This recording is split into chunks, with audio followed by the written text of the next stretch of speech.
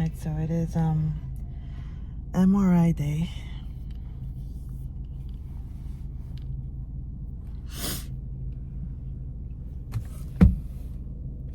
Not scared of the MRI, just pulled into the parking lot and it said a cancer center. This sucks. Alright, so we just did the MRI. You can see my face. I had to be face down. The lighting is really tough in here, but I got through it. Got my little thing from the IV. Let's get dressed and we'll chat. Okay, so we are out. The sun is intense. The sun is intense. Where am I gonna begin? From start to finish, 1 hour.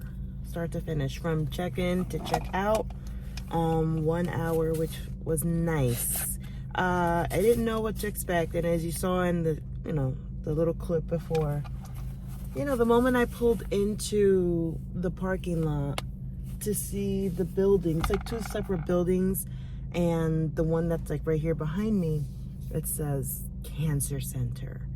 And it just hit me because, this whole process, you're like, I should find a better recording spot. This whole process, let me hold it, maybe you could see me better. There we go. This whole process, there's a lot of disbelief in it. Like, no, I really have cancer? No. Do I? No. Like, you wake up some days and you're just like, yeah, I'm good. I have no pain, no symptoms, no nothing. So I'm just like, whatever, I'm going about my day. And then something will trigger my memory and it's like, girl, you got cancer. And it's like, oh. So today was one of those days. This week is one of those weeks because it's the first week of November and it's the first week where, we're starting to get the ball moving a little bit quicker on this whole process, which that might be another vlog on like second and third opinions. And part of me feels like this process is not moving as fast as I would like it to, but that's maybe just me being impatient. But yeah, so I walked in there, I shed a few tears in the parking lot, dried my face, walked in with my head held high and my chest puffed out, like, okay, we're in the Superman stance. We can do this. God is with me. He walks beside me, in front of me, behind me. He surrounds me. I got a hedge of protection type deal. Walked in. The tech that called me to the back, she wasn't like warm or anything. She was very, very clinical. Said my name. She was like, okay, please follow me. And I'm just like, what the heck am I walking into? She asks me a bunch of questions. You have to fill out a bunch of questions. Do you have any metal in your body? Do you have this? Do you have that? I have 2 metal clips in my body, so I had to disclose that. And then I totally forgot. I still had my earring, my nose ring in. And I was like, oh crap, I took everything off. Where's my watch? Where's my watch? Oh crap. Where's my watch? There it is. I found it. I thought I left it in the little locker. I disclosed all the metal that I had. I took all the pins out of my hair. She's like, okay, you're good. She was like, do you know if it's like gold? And I'm like, I know it's not like fake metal because I'm allergic to like fake metal. She's like, okay, you're gonna be fine. All right. So they took me to the back room. Mind you, it is so cold and drab and clinical and sterile. Like there's just like no color, no windows, no sunlight. It's just dark, and I'm like, ugh, this is my world for the next few months. I was like, whatever. So I'm in a gown, I'm sitting, they start an IV because they gotta put some type of contrast. She puts in some saline and she was like, okay, you might smell it, you might taste it. I did taste it. It wasn't so bad. And then, then I wait there and then they took me to the actual room. I tried not to look at the machine too much because I was like, I don't want to know what I am being slid into because it's like a tight tube. So I didn't look much. I just looked at my immediate surroundings. I didn't look at the whole room. And then they had me take off the front of the robe, so I'm exposed. My titties were exposed, my girls. And then I climbed up the machine. I laid on the bed. They position me, you know, they tug on you, they pull, they make sure that the boobs are hanging where they should be hanging. And then they put these like paddles up against your breasts, both of them. And they're cold. Everything is cold, but they did give me a warm blanket. They laid it on top of me. And because I was laying on my belly, I couldn't really see the tube. I couldn't see myself being slid into the tube, which was something that I was a little worried about. This sun is intense. Positioned me. They made sure I was comfortable. They're like, "Are you good?" They put the earphones on because that thing is loud, y'all. And they were like, "What kind of music you want to listen to?" I was like, "Put classical music on," because I figure, you know, it'll keep me calm. It'll keep my breathing calm. They tell you not to take deep breaths, just regular, shallow breaths, because any movement can reposition you. So I'm like, okay, here we go. The tech was pretty cool in the beginning because she told me exactly what to expect. She said it'll be like less than 30 minutes. She said scans are going to be ranging from 1.5 minutes to 2 minutes to 4 minutes. When we start putting in the dye for the contrast, she was like, you're gonna have 2 scans after that, a 4-minute scan and a 2.5-minute scan. She goes, so once we tell you that we're putting in the dye, it's gonna give you an indication you've got about 7 minutes left and you're gonna be done. So I was like, okay, that's good. Thank you for that. So she goes, okay, we're gonna step out. Are you ready? Okay. So they positioned me and I had the thing on my, like, laying on my face, and I'm like, okay, time to be still. So the music is on, and the music that was playing, y'all, was mad dramatic. It was like in a minor key, and it was like all crazy, and I'm like, oh my God, this is the worst music to play while I'm doing this. So I legit was just saying, Jesus, Jesus, Jesus, just God be with me, keep me calm. Mind you, I am a claustrophobic person. This is as close to a turtleneck as you will ever see on me. You won't catch me wearing chokers. I cannot have things around my neck. I am not a fan of going to large concerts because of so many people being around me. Like, I'm claustrophobic. So I was like, Lord, keep me calm, keep me centered, keep me grounded. Let me get through these 30 minutes. And so she's like, okay, we're gonna start the scan.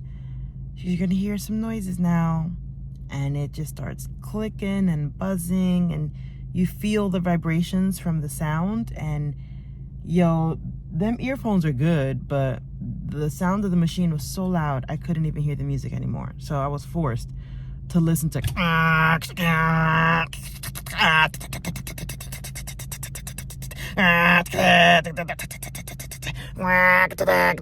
like listening to that. Okay, I was like, Jesus. So I'm trying to just wiggle my fingers like a little bit, just so I could feel like I have some type of control.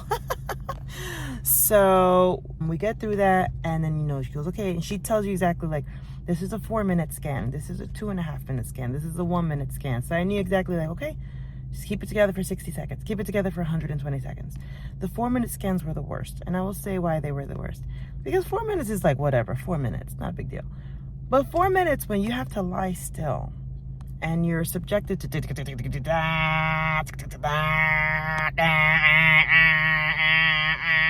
it feels like a god-awful eternity. So the 4-minute scans were like crap. But we got through it. And then we get toward the end, and she's like, okay, we're going to put the dye in. And in my mind, I'm like, okay, I'm at the end. She goes, you might taste something, you might smell something, you might feel something cold running up your arm. And exactly what she described is what I felt. And it wasn't like a pain or anything. It was just like you feel the coldness in your arm. You're like, okay, the dye is entering my body. And then whatchamacallit, and then I start tasting it in my mouth, and I could smell it, and I'm like, oh, so this is what, you know, this process is gonna be like. Just the feelings and the sounds and the tastes. It's surreal because you don't experience that kind of stuff in your regular life. But then you start cancer treatments or cancer diagnostic treatments, and you're just like, this is a crazy world. And I'm praying to God that we get all of this taken care of swiftly and in a way that does not bring upon recurrence in the future. Because, and this is something I'll talk about maybe in my next video, the biology of my tumor. Just to give you a heads up right now, it is an aggressive tumor and it has a high proliferation rate, meaning that if I don't nip this in the bud now, there's a great chance I will have cancer again in the future. So we're not trying to do this again. This is a one and done. This is a one and done in the name of Jesus.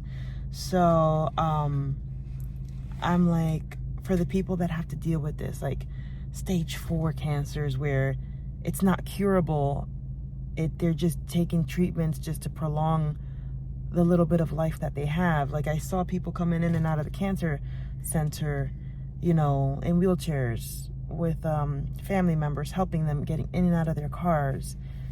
And I'm like, oh, like I don't want this to be like my life. This can be my life for the next 6 months, 8 months, but we gotta nip this in the bud now. So, but yeah, so I could taste the dye, I could smell the dye, I could feel the dye, and then okay, we're gonna put the dye in at the same time we're doing a 4-minute scan, and I'm like, oh, and you feel the coldness in your arm, and you're tasting something weird, and you're smelling something weird, and you're hearing all these sounds, and I'm like, okay, we're almost done. So then she was like, hey, it's gonna be silent. I'm checking the scans. She goes, we're gonna do one more scan. It'll be a 1.5 minute scan. So it was good. I was like, oh, good. The last scan is just a 1.5 minute one. So I was very happy about that. But that junk messed with my head because the last scan started off at a slow tempo. And most of the scans, like the tempo had remained consistent. As a musician, I appreciated the consistency of the rhythm and the tempo, because I knew like, okay, I'm going to hear like 5 or 6 clicks and then a loud buzz, and then 5 or 6 and a loud buzz. So I was expecting certain things. But this last one, they done tricked me. The last one done tricked me because it was like,